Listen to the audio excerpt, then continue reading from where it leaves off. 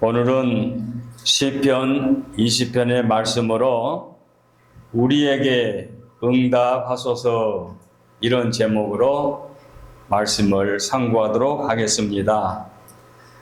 환난 날에 여호와께서 내게 응답하시고 이렇게 말씀이 시작되지요.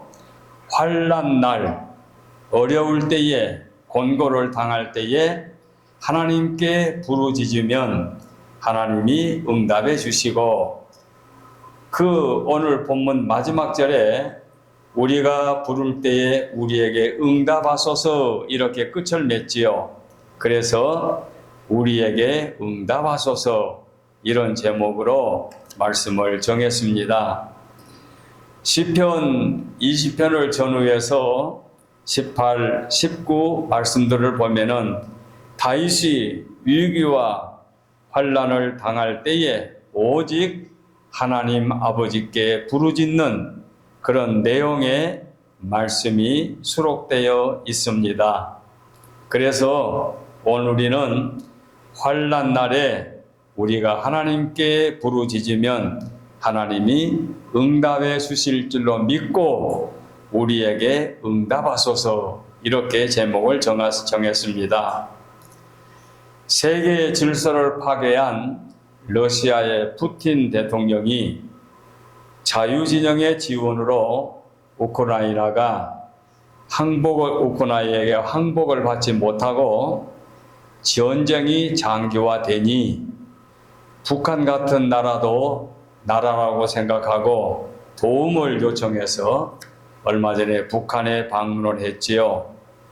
그 푸틴이 하는 말이 지구상에서 대한민국이라는 나라를 없애버리겠다 이런 말을 했다고 얼마 전에 우리가 보도를 통해서 듣게 되었지요. 지구상에서 한 나라를 없애버리겠다? 독재자, 공산주의자가 감히 우리나라를 향해서 그렇게 말을 했습니다. 그런데 1950년 6월 25일, 그러니까 지금부터 74년 전에 북한이 소련제 탱크 500대, 그리고 항공기 200대, 비행기 200대, 그리고 보병 군인 20만 명으로 불법으로 남침을 강행했지요. 대한민국에서는 전혀 전쟁에 대비가 되어 있지 않는 그런 상황에서 거의 반수가 6월 25일을 기해서 휴가를 나갔다고 그러지요. 그런데 무참히 당할 수밖에 없지 않습니까? 기습 공격을 했으니까. 그러니 소총으로 탱크를 막는다는 것은 그 싸움의 상대가 될 수 없지요. 다른 방법이 없으니까. 그러니까 우리 애국 군인들이 자기 몸에 수류탄을 안고 탱크에 뛰어 들어가서 자기는 물론 산화되고 탱크를 파괴하려고 하는 그런 그 전쟁의 참상을 우리는 알고 있지요. 참으로 불행한 전쟁이 아닐 수 없습니다. 그런데 대한민국이 어떻게 되었는지 육군사관학교에서 대한민국의 주적, 우리나라의 주적, 적대 국가가 어느 나라인가 하고 물어보니까 소위 대한민국의 군인 장교 후보생들이 말하기를 적대 국가로 36%가 미국이라고 합니다. 사관생도들이 하는 말이. 그리고 북한이 24%라고 말했답니다. 왜 이런 일이 생겼는지 모르겠습니다. 왜 미국이 36% 학생들이 미국을 적국으로 생각하는지 아무리 봐도 이해가 되지 않는데 하여간 현실적으로 그렇습니다. 북한이 24%는 그건 말할 수 없지만 생각보다 적지요. 이런 설문 결과를 볼 때에 한국의 이념적인 젊은이들의 생각이 어떠함을 우리에게 보여주고 있으니 나이 든 사람들, 유교의 참상을 경험한 사람들은 누가 뭐라 해도 공산주의를 용납하지 못하지만 젊은이들이 6.25 이후에 태어난 사람들은 그렇게 무디고 무감각한다고 하는 것은 참으로 불안하지 아니할 수가 없습니다. 6.25는 북한이 남한을 침략했느냐, 남한이 북한을 침략했느냐 하고 물어보니까 어떤 대학 교수는 누가 어느 쪽이 침략했는 것이 중요한 것이 아니다, 뭐 이런 식으로 대답을 회피해 버렸다고 하니 참으로 안타까울 수가 말할 수가 없습니다. 국민 거의 반수가 지금도 한민족이 낮은 단계의 연방국가, 사회주의 공산국가를 주창하고 있으니 참으로 안타까움을 금할 수 없습니다. 그러면서도 자기 자식들은 미국에다가 심어놓고 자기들은 그런 주장을 하면서 나라의 록을 먹고 있는 사람들이 나라 살림을 하고 있으니 참으로 나라를 생각하면 암담함을 금할 수가 없습니다. 6.25의 전쟁은 지금도 이어지고 있습니다. 74년이 되었지만 지금도 긴장을 놓지 못하고 있지요. 참으로 불행하지 않을 수 없습니다. 동란 이후에 태어난 사람들이 주류를 이루는 국민들이 그저 정치하는 사람들이 북한에 가서 북한 사람하고 손악수하고 오면은 그런 사람들에게 표를 몰아주고 그 표를 얻기 위해서 그 피 같은 달러 돈을 북한에 퍼주고 있으니 도대체 앞으로의 우리나라가 미래가 어떻게 될는지 참으로 금할 수가 없습니다. 얼마나 안타깝고 불안한지 말로 표현할 수가 없습니다. 이런 위기 일발 속에서도 우리 믿는 식구들이 해야 할 일이 있습니다. 다윗과 같은 심정으로 전능하신 하나님, 창조주 하나님, 우리 아버지 하나님께 부르짖어야 되겠습니다.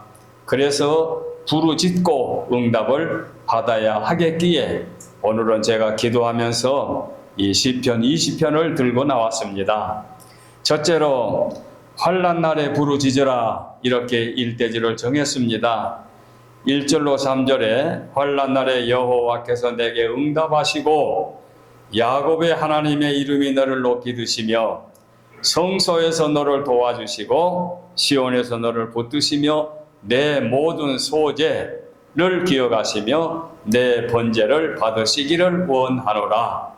1절로 3절 속에서 환난 날에 부르짖으라, 위기를 당했을 때 부르짖으라. 인생의 삶의 여정은 결단코 편안하다고만 할 수 없지요. 생각지 않는 일로 신경을 써야 하고 근심해야 되고 염려해야 되고 불안해야 되고 어려운 일이 겹치고 또 겹치게 되지요. 그래서 갈수록 태산이라는 말이 있지요.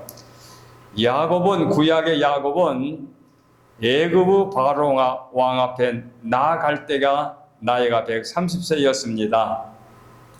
고려나로 왕 앞에 나가서 당신의 나이가 몇이요? 라고 하니까 제 나이 130년의 세월을 흘렀습니다.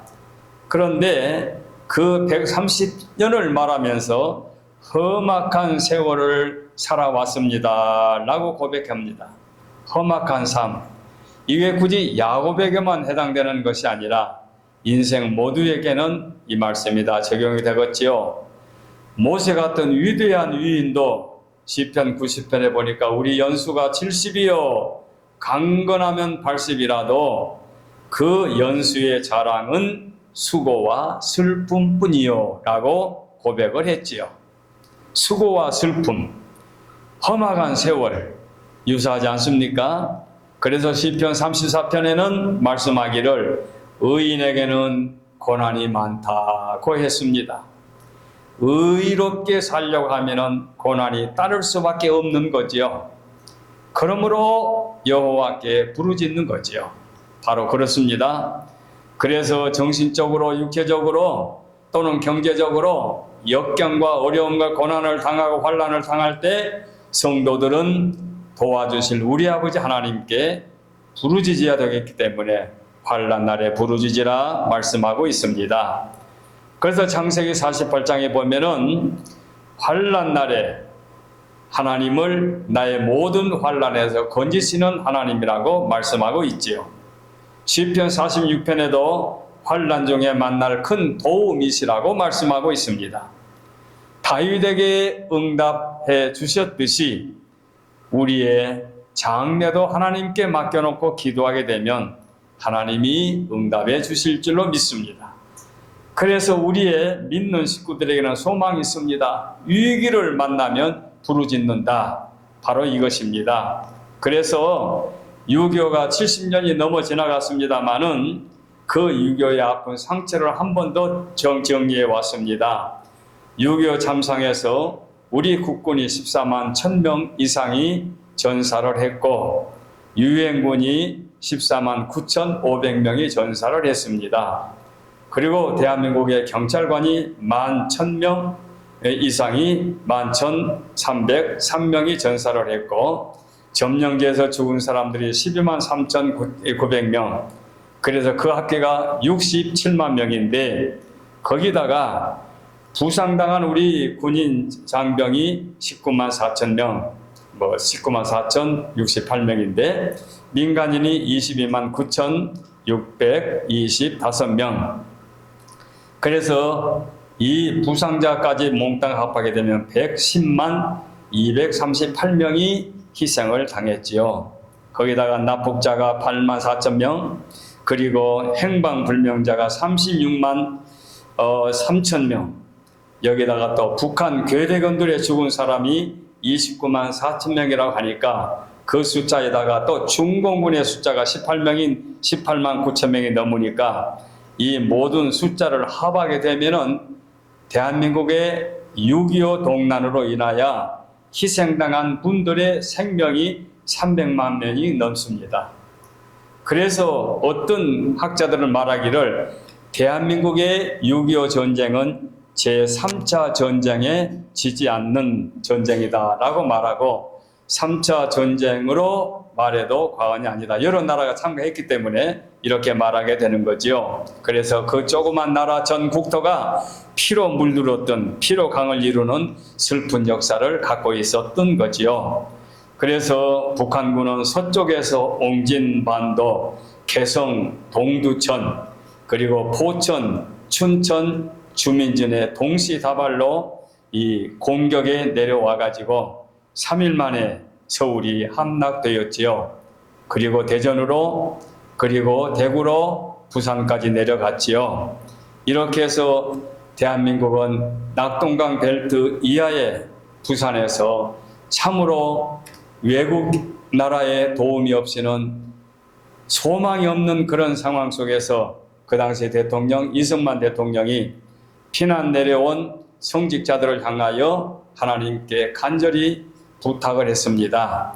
그래서 학교 강당에서 목사님, 장로님들이 그 대한민국의 7월 달과 8월 달은 우기이기 때문에 비가 내리게 되면, 폭우가 오게 되면 비행기가 뜰 수 없기 때문에 그 숫자적으로 열세하지만 유엔군의 비행기가 뜨기 위해서는 하나님께서 도와주지 아니하면 우리나라는 풍전등화와 같이 소망이 없습니다. 나라를 위해서 기도해 주시기 바랍니다. 해서 목숨 내 걸고 금식 기도하면서 부르짖는 기도를 하나님이 응답해 주심으로 그 7월과 8월 그 장마 기간에도 날씨가 화창해서 낙동강 벨트에서 낙동강 벨트가 무너지지 아니하고 거기서부터 재정비를 해가지고 그 북한 괴뢰군들을 많이 거기서 죽게 되고 거기서 말하자면 우리의 전쟁 이전의 군대수로 회복을 받아가지고 재정비해서 거기서부터 침략을 당하지 않고 나가게 되는 거지요.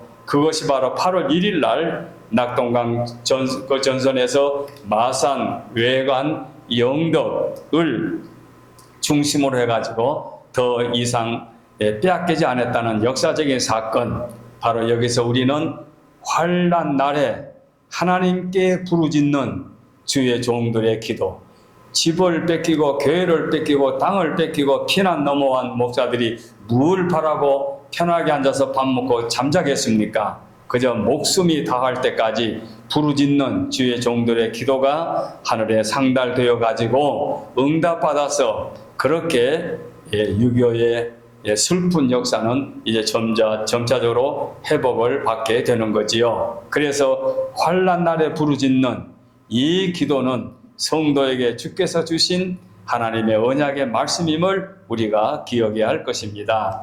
그래서 9월 15일 이후에 국군 및 유엔군이 총반격을 해서 9월 달에 서울이 수복하게 되지요. 그래서 일대지를 환난날에 부르짖으라 말씀했습니다.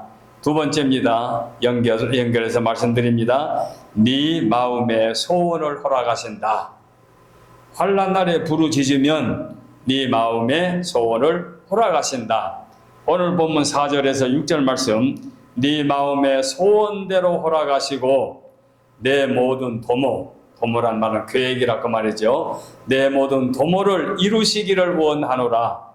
우리가 너희 승리로 인하여 계가를 부르며, 계가를 부른다. 이것은 승리함으로 말하면 기쁨을 누린다는 얘기죠. 기뻐 외치며 우리 하나님의 이름으로 우리 깃발, 깃대, 길을 세우리니 여호와께서 내 모든 기도, 간구, 청원, 이 기도를 이루시기를 원하노라.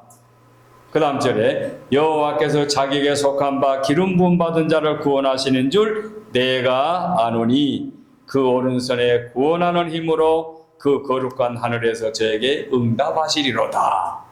이렇게 4절로 6절에 말씀하고 있습니다. 우리 편이 되어주신 우리 아버지께서 우리가 믿고 기도하게 되면 응답해 주심으로 우리 마음의 소원을 하나님 허락해 주십니다. 그래서 우리 성도에게는 소망이 있습니다. 우리 성도들에게는 그래서 축복이 있습니다. 최후에 믿는 구석이 있습니다. 우리가 믿고 기도하게 되면 하나님이 응답해 주시는 놀라운 축복입니다. 그래서 다윗은 하나님께서 성도의 마음과 소망과 계획을 간구하고 청원하게 되면 들어주신다. 우리 주님도 마찬가지죠. 주님 말씀하시기를 너희가 내 이름으로 무엇이든지 구하면 내가 시행하리니 이는 아버지로 하여금 아들을 인하여 영광을 얻으시게 하려 함이라. 다윗뿐만 아니라 우리 주님이 친히 말씀하셨지요. 그러니까 우리가 믿고 간구하게 되면 소원을 허락해 주신다. 그래서 시편 65편에 하나님께서 기도를 들어주시는 주님이라고 표현하고 있습니다. 1950년 6월 25일 새벽 3시, 그때는 그날이 주일이죠. 이번에는 내일 모레가 이제 6.25니까 화요일입니까? 하여간 50년 6월 25일은 주일인데 새벽에 그 6월 25일 날 임진강 일대의 의정부 및 춘천을 돌파했고 3일 만에 28일 날 서울을 탈환했지, 그놈들이 점령했지요. 30일에는 한강을 도하고 7월 6일 날은 오산 인근까지 점령해 버렸지요. 7월 24일에는 대전을 점령했고 7월 말에는 목포, 진주, 대구 쪽이 아니고 저 서쪽으로 목포, 진주를 점령해 버렸고 8월 초에는 김천과 포항을 점령했지요. 8월 말에는 북한군 주력부대가 낙동강에 진출해가지고 이제 거기만 먹어버리면 대한민국 몽땅 자기들 욕심대로 이제 공산화가 될 터인데 북한군이 전쟁 개시 한 달 남짓한 기간에 낙동강 남부에서 지역을 제외한 남한 지역의 90%가 이제 붉게 물들어 버렸는데 인구로는 92%가 이제 완전히 공산국에 점령이 돼 버렸는데 여기서 아까 말씀드린 낙동강 벨트가 우리 한국의 역사에 획을 긋게 된 거지요. 이 절박한 상황에서 메가더 장군 인천 상륙작전 역사적으로 곡해하고 대척하고 그 동상까지 욕보이는 대한민국의 참으로 불행한 악한 이들의 생각이 지금도 치를 떨 정도로 마음이 아픕니다마는 이 메가더 장군이 인천 상륙작전을 계획을 했지요. 그때 미 합동 참모본부 수뇌부에서는 인천 상륙작전은 힘들다. 성공률이 5대 1도 아니고 500대 1도 아니고 5000분의 1이다. 성공률이 5000분의 1밖에 성공이 안 된다는 겁니다. 10m에 이르는 조수 간만에 차도 상륙하기 어려운데 수로가 좁아 대규모 선단의 진입 자체가 전혀 불가능하다. 5,000분의 1입니다. 가능성이. 그래서 상륙을 위한 LST, 그러니까 전차 양육함이라고 하죠. 이 정상적으로 가동하려면 수심이 50m는 돼야 되는데, 그런데 썰물 때는 전혀 100% 작전이 불가능하다. 그러니까 인천 상륙 작전은 불가능하다. 그래서 군산도 떠오르고 평택도 떠오르고 목포도 떠올랐겠지만 자관 서울을 탈환하기 위해서는 인천으로 들어가야 되는데, 그래서 결국 상륙 작전 서너 시간 정도의 그 밀물대 그 기간에 딱 이제 상륙 위험을 무릅쓰고 이제 상륙해야 되는데, 북한군이 좁은 수로에다가 뭡니까 이 기뢰를 매설했다고 하면 어떻게 가겠느냐. 참으로 위기일발, 그러니까 5,000분의 1이라면 참으로 아슬아슬하죠. 그때의 메가더 장군은 작전의 성공을 확신하고, 그리고 나는 배후에 믿는 하나님이 계시다. 그래서 대통령 설득하여 겨우 승인을 받아냈다고 그러지요. 그래서 9월 15일 날 항공모함, 순양함, 구축함 10군단 병력을 이제 탑승하고 대규모 선단이 인천 앞바다로 오는데, 얼마나 메가더 장군의 마음이 불안했으면 갑판 위에서 주기도문을 수백 번 암송했다고 그러잖아요. 주기도문을 수백 번. 마음이 불안하니까 다른 말로 표현할 수 없는, 그러니까 그냥 주님이 가르쳐 주신 기도를 수백 번 암송했다는 참으로 슬픈 역사를 우리는 잊어서는 안 되겠지요. 그래서 유엔군 소속 함정 261척, 미제 5 해병 연대 제3대대 선봉 공격대가 인천 수로에 진입해가지고 총 7만 5천 명이 투입돼서 작전에 성공했는데 5,000분의 1이 이루어진 거예요. 5,000분의 1로. 그래서 이 작전에 성공했는데 이 일로 인하여 인천 지역에 주둔했던 북한군 2,000명이 멸절되고 인천을 탈환하고, 그리고 낙동강 방어선 돌파를 위해 총력을 다했던 북한군이 제대로 저항 한번 해보지 못하고 무너지고 보급로가 끊겨서 그들이 이제 산으로 도망가게 된 거지요. 그래서 산으로 도망가서 그들이 산악지대로 숨어가지고 저희 남쪽에 그 시골에서 살았던 우리가 얼마나 피해를 입었는지 몰라요. 그래서 그들을 우리는 유격대, 빨치산, 반란군 이런 말로 표현하는데, 그들이 양민들을 약탈해가고 자기들 말 안 들으면 갖다가 그냥 칼로 찔러 죽여버리고, 심지어 무기가 없을 때 그냥 예리한 대나무로 창을 만들어서 배를 찔러 죽여버리고, 제 초등학교 동창도 그래서 그 교회 나간다는 것 때문에 산골로 동네 뒷계곡에 끌고 가지고 아버지, 어머니, 내 동창의 동생 그렇게 네 식구를 죽여버렸는데 얼마나 처참했는지 몰라요. 퇴각하는 공산군들의 오합지졸이 이렇게 비참하게 무너지게 됐지요. 양민 학살, 그때의 손양원 목사님도 순천에서 이제 순교를 당하게 된 거지요. 이렇게 인천 상륙 작전으로 낙동강 전선에서 전면 공격을 통한 총반격에 이뤄서 이제 한국이 힘을 얻게 된 거지요. 이 작전 성공으로 인하여 국군과 유엔군이 회복을 받고 점차적으로 이제 점령해서 9월 28일 날 서울을 탈환하게 되었고, 그리고 9월 28일 서울 수복 기념 환도식을 거행하게 된 거지요. 바로 이렇게 배후에서 하나님께서 우리의 간구를 응답해 주신 배후의 역사를 우리는 잊어서는 안 됩니다. 그래서 어떤 교수가 어느 북쪽에서 우리에게 침략했건 남쪽에서 침략했건 그게 중요한 게 아니다, 였다로 말하는 사람은 대한민국 국민으로 자격 없어요. 그 74년 전 그때의 상황을 보게 되면 그래서는 안 됩니다. 대한민국에 태어났으면 그럴 수는 없어요. 그래서 5,000분의 1 성공을 기적적으로 이뤄냈기 때문에 이것은 사람의 힘으로만 가능한 것이 아니다. 배후에서 역사해 준 전능자가 계셨기 때문이라는 거지요. 그래서 군 전문가들은 세기의 도박이라는 말로도 표현합니다. 인천 상륙 작전을 성공으로 이루는 것은 세기의 도박, 5,000분의 1의 그 확률이 성공하게 됐다는 얘기죠. 그래서 인천 상륙 작전으로 전세는 역전시켜가지고 그의 유행군이 10월 1일 날 동부에서 10월 9일에는 서부에서 38선을 넘게 된 거지요. 그때 이제 38선은 무너집니다. 그래서 10월 10일에 원산, 10월 19일 날 평양, 그리고 압록강까지 올라가서 11월 21일 날 해산진까지 올라가게 됐지요. 자, 이렇게 해서 이제 남북 통일이 된 것 같았는데 10월 19일 날 중공군이 개입해가지고 다시 총공세가 이루어져가지고 새로운 국면으로 접어들게 되고 우리 유엔군이 국군들이 피해를 많이 보고 그야말로 함경도 개마고원 부근에서 고립된 유엔군이 처참하게 전사를 당한 그런 아픈 상처가 있지요.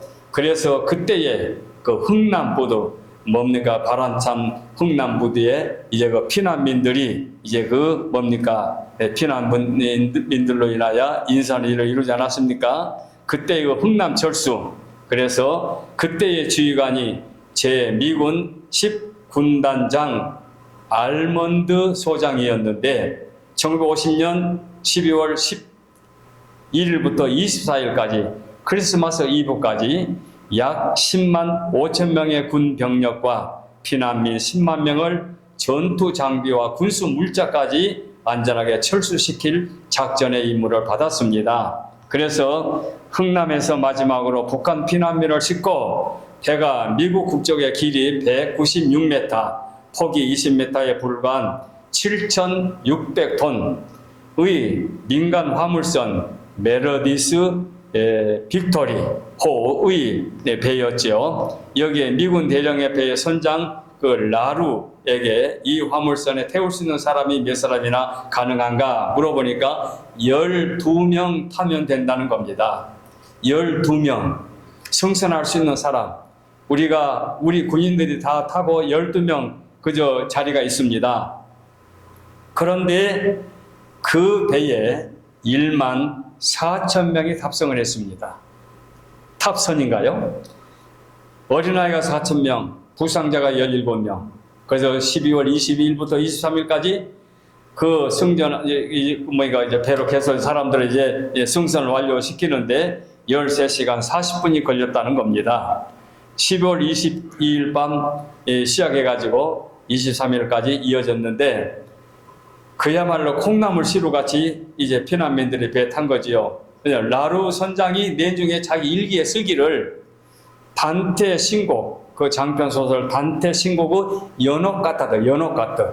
연옥의 그 고통스러운 그런 장소 같았다. 라고 말하면서 23일 날 흥남 부두를 출항해가지고 중공군 부대가 6km 전방까지 점령해 왔는데 적군이 설치한 4,000개의 기뢰를 피해서 영하 20도에서 40도의 추위를 널맞으면서 이제 남으로 넘어옵니다. 그래서 의사도 없고 약도 없는 음식도 제대로 먹지 못하고 화장실도 제대로 설치가 못된 그만 12명 탈 수 있는데 14,000명이 탔다면 여러분 말 다 했죠. 그런데 이렇게 어려운 역경 속에서 3일간에 300km를 이제 항해해가지고 거제도 장성포에 내리게 된 거지요. 그래서 항해하는 중에 5명이 어린아이가 태어났답니다. 산모가 5명이나 있었다는 거지요.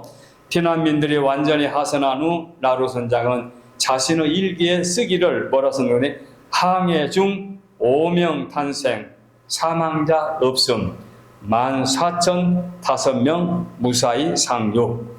부산에 오니까 부산에 너무 자리가 없으니까 또 거제도로 옮기지 않았습니까? 그래서 그들이 그야말로 세기의 탈출 사건으로 세계 역사에 남아있지요. 이와 같은 그 사건 속에 그 배 안에 그 10,000명이 넘는 배 안에 북한에 있는 교회 단체, 우리같이 이런 단체가 함께 와가지고 덕천교회 이계실 목사님 같은 분은 그 목사를 추측해서 5교회의 성도를 함께 배에 탔다는 거예요.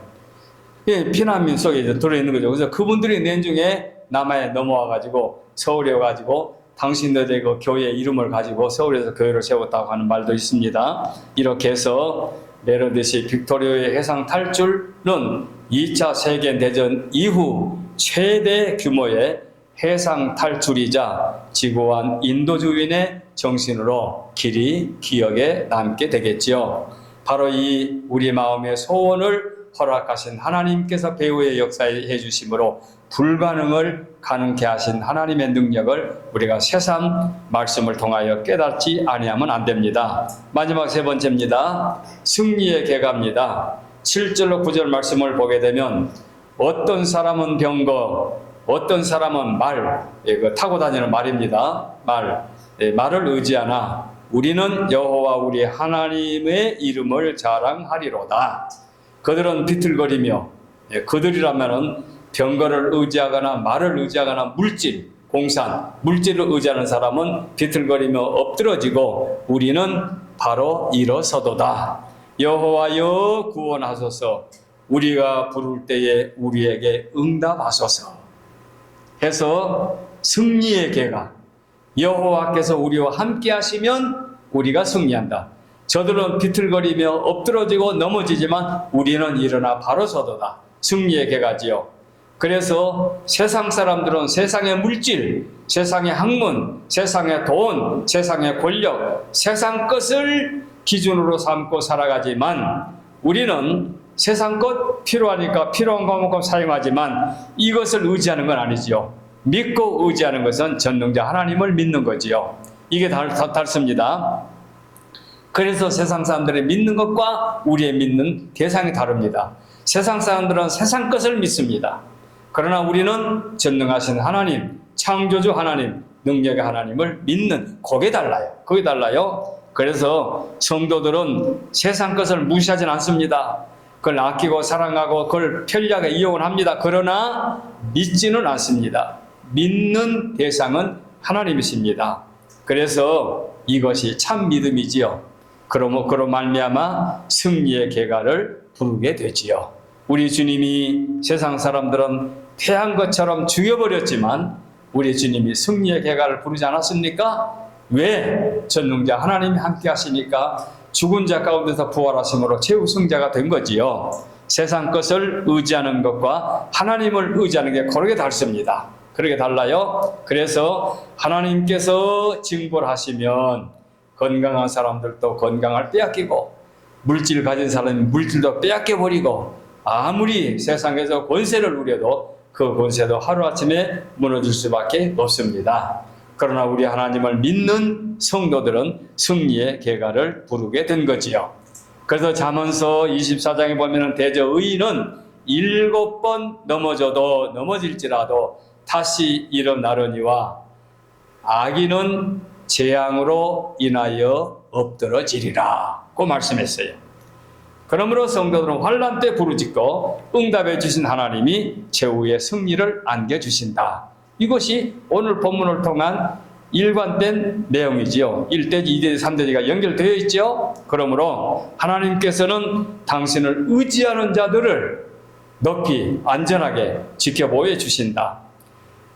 미국의 어느 통계를 보니까 정기적으로 미국 사람들이 종교 행사에 나가는 비율이 그래도 다른 나라보다 많다는 거예요. 그래서 미국에는 그래도 44%가 종교 행사 예배에 참여한다는 겁니다. 그런데 카나다는 38%, 영국은 27%, 프랑스는 21%, 그리고 독일은 14%. 그 믿는 자의 숫자가 작아지는 거죠. 자, 이것을 보게 되면 러시아는 그래도 많아 25%예요. 아마 러시아에 믿을 것이 못 되는 거 그런가 보죠. 하나님께 열심히 믿는 그 축복, 그 근간은 그래도 다르지요. 세계의 제일 가는 선진국 미국이 그래도 세계를 지배하면서 이렇게 믿는 자가 많다는 것은 대단히 다행스러운 일이죠. 과연 세계 인류 국가답지요. 무초 대사가 남침 사실을 보고한 시간은 1950년 6월 25일 오전 10시였답니다. 국무장관 에치슨이 곧 트루먼 대통령에게 보고하는 것이 보고하고 안전보장 이사회를 건의했습니다. 12시 30분에 미 국무부는 유엔 사무총장에게 안보리 소집을 요구했고 25일 저녁 그러니까 그날 25일 날 저녁 유엔 대표부가 안보리 소집을 요구하고 결의안을 채택했는데 26일 오전 4시 한국 시간 오전 4시 유엔 안보리는 북한의 무력 공격을 평화를 파괴하러 침략 행위이기 때문에 38선 이북으로 넘어가라 하고 철수를 요구했습니다. 그런데 북한군이 그런 말 듣겠습니까? 이를 무시하고 남쪽을 계속해서 침략해서 6월 28일 제2차 안보리 소집을 다시 소집하게 된 거지요. 그래서 안전보장 이사회를 하게 되는데 여러분 안전보장 이사회는 미국, 영국, 프랑스, 그 다음에 중국, 그 당시 중국은 대만 장개석이지요. 중국, 그 다음에 소련 5나라 아닙니까? 5나라에서 한 나라라도 거부권을 행사하면 결의가 안 되잖아요. 만장일치로 해야 되잖아요. 그러니까 미국이 이제 안전보장 이사회 소집을 해놓고 소련이 반대할 것 같으니까 이거 어떻게 할까? 여기서 채택이 안 되게 되면 유엔 총회에 건의해가지고 어떻게 통과를 시킬까? 이건 머리를 쓰고 있는데 그런데 소련 대표부가 그 안전보장 이사회 5나라 소집 시간에 참석을 못했어요. 참석을 안 했어요. 야고프 말리큰가 그 사람인데 참석에 불참한 거예요. 그러니까 5나라 중에서 한 나라가 참석을 못하니까 4나라 중에서 만장일치로 채택이 된 거예요. 그래서 유엔군을 파병하자, 각 나라에서 돕자 하는 일들이 그래서 결의가 된 거지요. 그런데 그 소련 대표가 참석을 못한 이유가 지금도 불가사의하다는 거예요. 뭐 추측은 여러 가지 추측이 있어요. 뭐 여러 가지 추측 중에서 뭐 전날 음식 먹은 게 배탈 나서 설사 나서 뭐 참석을 못했을 거다. 뭐 운전하고 가는데 차가 시동이 안 걸려가지고 엔진을 확인했는데 엔진은 이상이 없으니까 또 시동 걸면 또 시동이 안 걸렸다. 뭐 이런 말도 들리고 뭐 여러 가지 학설은 있어요. 그런데 어들은 그 교수는 말하기를